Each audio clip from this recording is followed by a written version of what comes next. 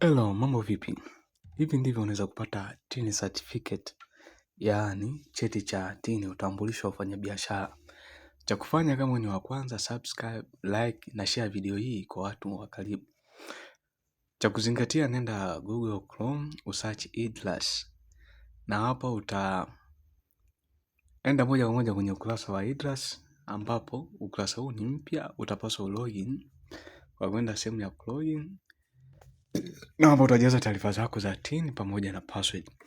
Ikiwa umesahau password, utabonyeza hii sehemu ya reset password. Kama unafahamu password na TIN namba yako, utaijaza sehemu ya juu, kisha utalogin kwenye mfumo.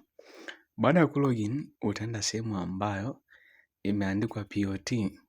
Sehemu hii, mfumo huu ni mpya, hivyo una complication nyingi sana. Na hivyo watu wanahangaika sana kupata TIN certificate. Hivyo ukienda kwenye POT, utaenda sehemu ya registration, yani RIG. Baada ya kubonyeza hapa, utakuja hii sehemu ya pili ya management.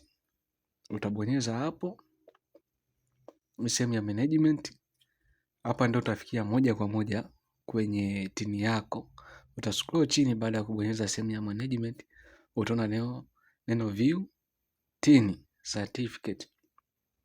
Hapo utakuwa na uwezo wa kuona TIN yako. Sio tu kuona, utakuwa na uwezo pia wa ku-download na kuiprint. Na hapo utakuwa na uwezo wa kudownload kwenye format tofauti tofauti. Unaweza kuidownload kama picha, PDF, pia kama Microsoft Word. Ina maana unaweza kuiedit TIN yako.